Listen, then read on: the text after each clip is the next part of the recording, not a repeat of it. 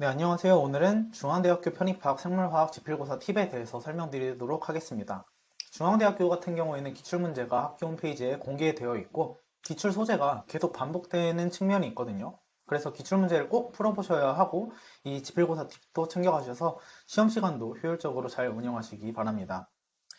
먼저 1차 필기고사 정보에 대해서 설명드리면요. 화학과 생물 각 30문제 60분 동안 시험을 치르게 되고 화학 따로, 생물 따로 시험을 보게 됩니다. 화학은 그 30문제를 60분 동안 풀어야 되는데 타임어택의 성격이 강하고요. 그리고 생물은 상대적으로 시간이 조금 여유가 있는 편입니다. 생물의 경우에는 캠벨 등의 전공서가 중요하고 기출문제가 반복이 되므로 꼭 지필고사를 시간이 없다면 최근 3개년이라도 반드시 풀어보기를 권장드리고요. 화학 시간 관리를 위해서 타임어택 연습이 매우 중요합니다. 이제 2차로 넘어가게 되면 서류평가와 면접으로 진행이 되는데 1차에서 봤던 필기고사 같은 경우가 60%로 축소가 되고요. 이 생물화학 지필고사가 60%가 되고요. 그리고 서류평가와 면접으로 되어 있는데 서류평가가 20%고 면접이 20%가 출제가 됩니다.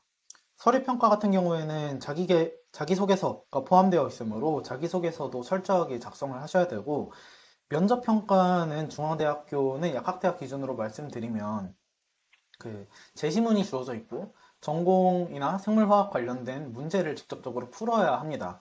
그러니까 이 점도 염두하셔서 지성 면접 대비 철저히 하셔야 되고요. 2025학년도 중앙대 생물의 특이사항이 좀 있습니다. 그래서 이전 연도 기출문제하고 비교해보면 바로 알 수 있을 텐데요.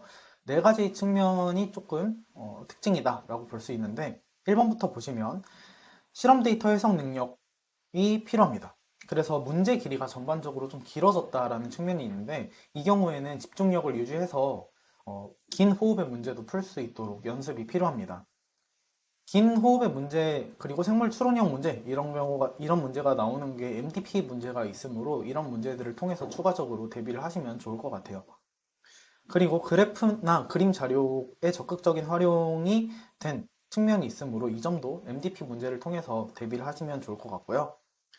중앙대학교 같은 경우에는 식생분진 문제가 꾸준히 출제가 비중이 높게 되고 있는 측면이 있죠. 그래서 식생분진과 인체생리학 분야에 높은 비중이 유지가 되고 있으므로 이 점도 유의하셔야 되고요.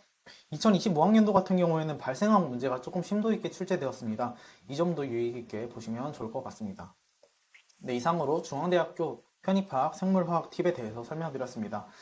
좋은 결과 있길 바랍니다.